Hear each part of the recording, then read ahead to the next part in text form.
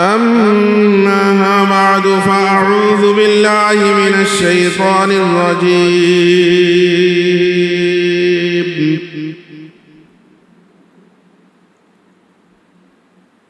بسم الله الرحمن الرحيم.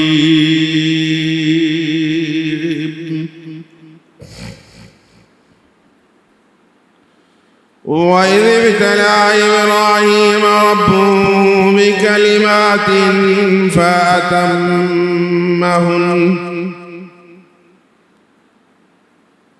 قال إني جاعلك للناس إماما قال ومن ذريتي قال لا ينال عهد الظالمين.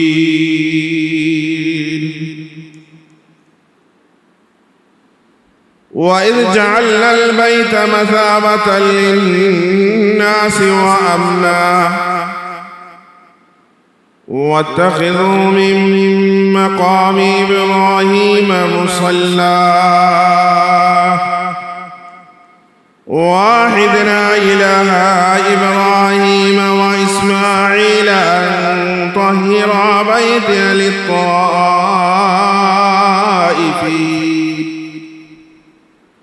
للطائفين والعاكفين والركع السجود. وإذ قال إبراهيم رب اجعل هذا بلد آمنا وارزق أهله من الثمرات من آمن منهم بالله واليوم الآخر قال ومن كفر فأمتعه قليلا ثم اضطره إلى عذاب النار وبئس المصير. بارك الله لنا ولكم في القرآن العظيم ونفعنا وإياكم بالآيات والذكر الحكيم. صلى الله على سيدنا ومولانا محمد وعلى آله وأصحابه وسلم. صلى الله على سيدنا ومولانا محمد وعلى آله وأصحابه وسلم. بلغ العلا بكماله كشف الدجى بجماله حسنت جميع خصاله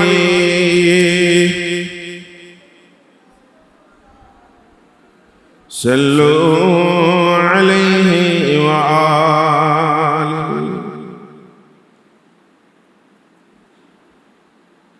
সম্মানিত মুসল্লিয়ান কিরাম, মুহতারাম হাজিরিন, প্রিয় আজিজ সালাবা ভাইরা, আল্লাহ রাব্বুল আলামিনের দরবারে লক্ষ কোটি শুকরিয়া আদায় করি, যিনি আমাদেরকে পবিত্র দিনে পবিত্র জুমার নামাজ আদায় করার জন্য মসজিদে আসার বসার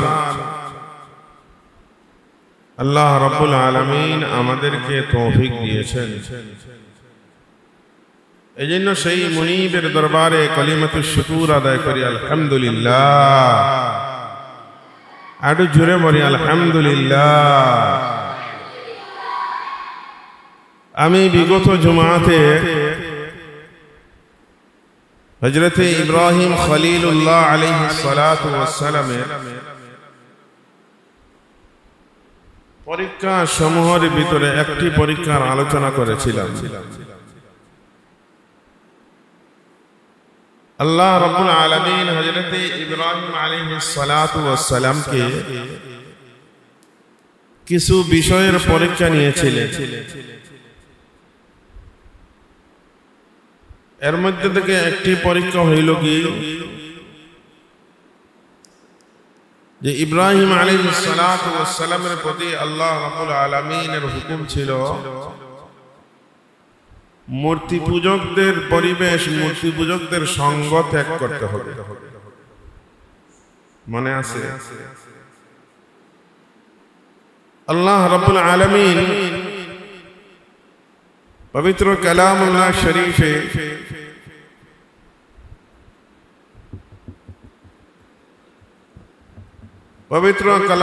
শরীফে আল্লাহ রাব্বুল আলামিন ইরশাদ করিতেছেন, وَإِذْ قَالَ إِبْرَاهِيمُ لِأَبِيهِ آذَرَ أَتَتَّخِذُ أَصْنَامًا آلِهَةً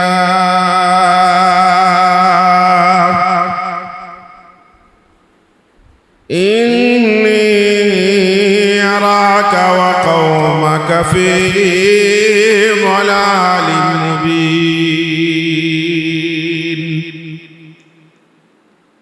আল্লাহ রাব্বুল আলামিন বলতেছেন, স্মরণ করুন সেই দিনের কথা যেই দিন হযরত ইব্রাহিম আলাইহিস সালাতু ওয়াস সালামকে আল্লাহ রাব্বুল আলামিন হুকুম দিয়েছেন তার পিতা আযরকে আযর লিআবিহি আযরা তাত্তাখিযু আসনামান আলিহা, ইব্রাহিম তোমার পিতা আযর শুধু মূর্তি পূজক নয়, মূর্তির ব্যবসা করেন, মূর্তি পূজক ছিলেন। সেই জন্য তোমার বাবার সঙ্গ ত্যাগ করতে হবে। লিআবিহি আযরা তাত্তাখিযু আসনামান আলিহা ইন্নী আরাকা ওয়া কওমাকা ফি দালালিন মুবিন। হযরত ইব্রাহিম আলাইহিস সালাতু ওয়াস সালাম দেখলেন তার পুরা জাতি, পুরা কওম, পুরা মিল্লাত, পুরা জাতি, পুরা কওম, পুরা মিল্লাত মূর্তি পূজা, চন্দ্র পূজা, নক্ষত্রের পূজারী ছিল। সেই জন্য আল্লাহ রাব্বুল আলামিন হযরত ইব্রাহিম খলিলুল্লাহ আলাইহিস সালাতু ওয়াস সালামকে আল্লাহ রাব্বুল আলামিন নির্দেশনা দিয়েছিলেন, হুকুম দিয়েছিলেন এদের সাথে এদের সঙ্গ ত্যাগ করতে হবে। وَكَذَلِكَ نُرِي إِبْرَاهِيمَ مَلَكُوتَ السَّمَاوَاتِ وَالْأَرْضِ وَلْيَكُونَ مِنَ الْمُوقِنِينَ। হযরত ইব্রাহিম আলাইহিস সালাতু ওয়াস সালাম চিন্তা করলেন, ইব্রাহিম আলাইহিস সালাতু ওয়াস সালাম অবলোকন করলেন, দেখলেন যে আল্লাহ রাব্বুল আলামিন এই আসমান এবং জমিনের মালিক একমাত্র আল্লাহ। ওয়া কাযালিকা নুরি ইব্রাহিম মালাকুতাস সামাওয়াতি ওয়াল আরদ, আসমান এবং জমিনের একজন সৃষ্টিকর্তা আছেন, আসমানকে একজন পরিচালনা করেন, জমিনকে একজন পরিচালনা করেন, সূর্যকে একজন পরিচালনা করেন। সূর্য এমনি এমনি পূর্ব দিকে উদিত হয় না, সূর্য এমনি এমনি পশ্চিম দিকে অস্ত যায় না, আর চন্দ্র সূর্য তারকাগুলি এমনি এমনি উদিত হয় না, এমনি এমনি অস্ত যায় না। আল্লাহ রাব্বুল আলামিন হযরত ইব্রাহিম আলাইহিস সালাতু ওয়াস সালামের মাথার ভিতরে, চিন্তার ভিতরে এটা ঢুকায় দিলেন। ফালাম্মা জান্না আলাইহিল লাইল ওয়া কাওকাবান ক্বালা হাযা রাব্বি। হযরত ইব্রাহিম আলাইহিস সালাতু ওয়াস সালাম যখন চিন্তা করলেন এই আসমানের পরিচালককে, জমিনের পরিচালককে, চন্দ্রের পরিচালককে, নক্ষত্রগুলির পরিচালককে, আসমান, জমিন, চন্দ্র, সূর্য, গ্রহ, নক্ষত্র, তারকারাজি নিশ্চয় কেউ না কেউ পরিচালনা করে। কারণ ইব্রাহিম আলাইহিস সালাম যেই শহরে জন্মগ্রহণ করেছিলেন, যেই শহরে, ইরাকের যেই শহরে জন্মগ্রহণ করেছিলেন, এই শহরের মানুষগুলি, ওই শহরের লোকজন ছিল মূর্তি পূজক, চন্দ্র পূজারী, সূর্য পূজারী, নক্ষত্রের পূজারী ছিল। তখন ইব্রাহিম আলাইহিস সালাম চিন্তা করলেন, আহারে, এরা চন্দ্রের পূজা করে, সূর্যের পূজা করে, গ্রহগুলির পূজা করে, নক্ষত্রগুলির পূজা করে, আসলে এই সমস্ত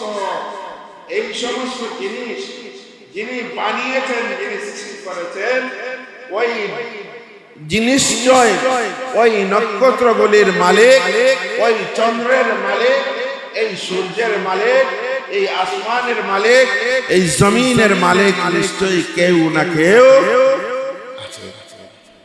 আমরা যদি এই আয়াতের দিকে লক্ষ্য করি, আল্লাহ রাব্বুল আলামিন এই আয়াতের ভিতরে ইরশাদ করেছেন, ফালাম্মা جن عليه الليل رأى كوكبا قال هذا ربي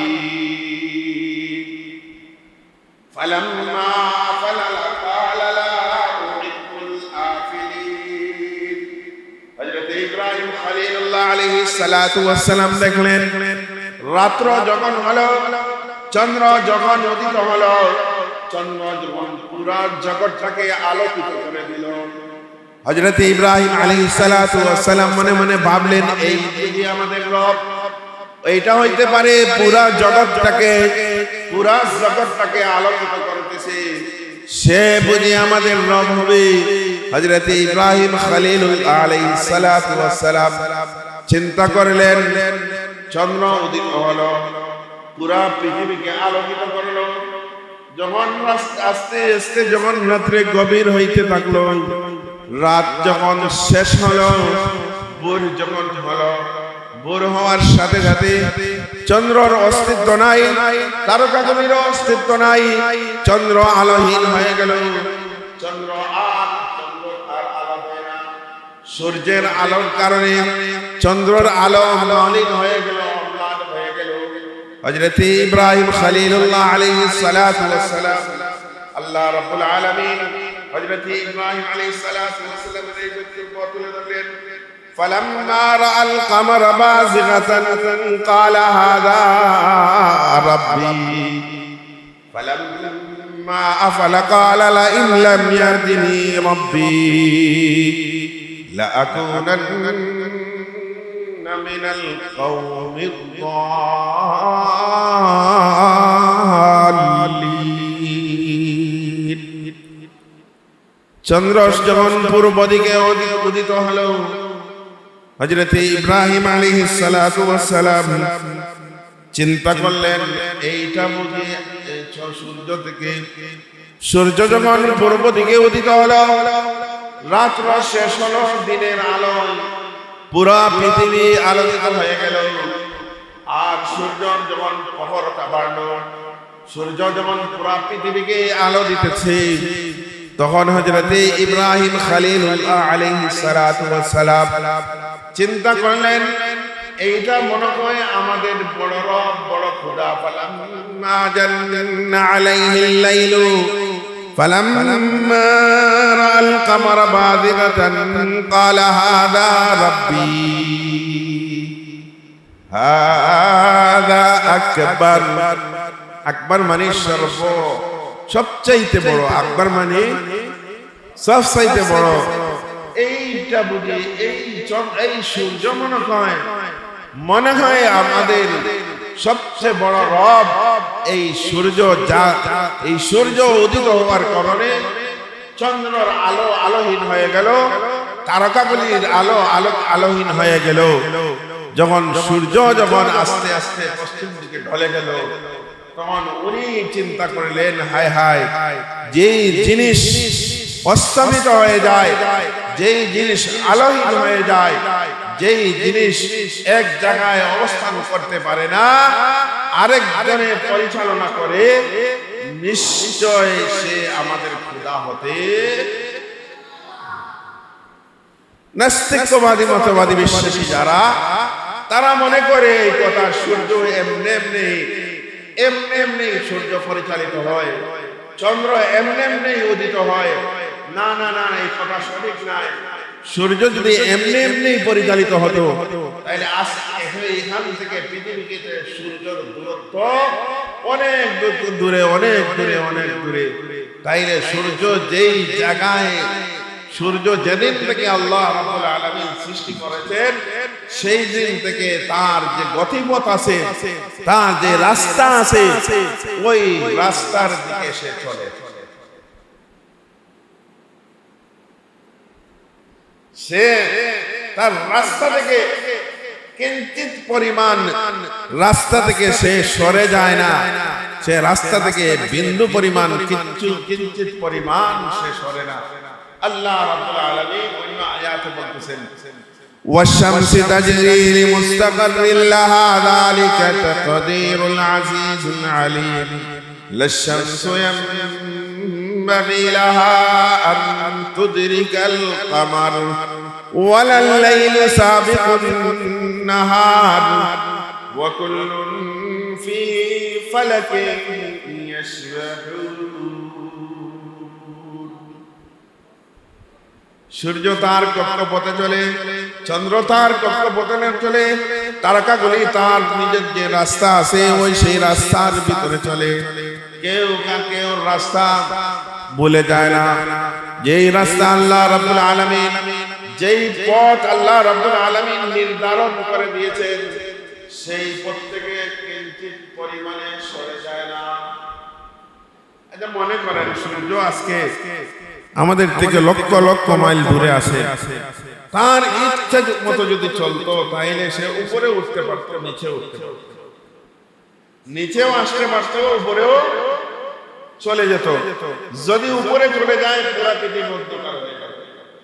যদি নিচে আসে, তার অবস্থান থেকে যদি সে নিচে আসে তাইলে আবার পৃথিবীর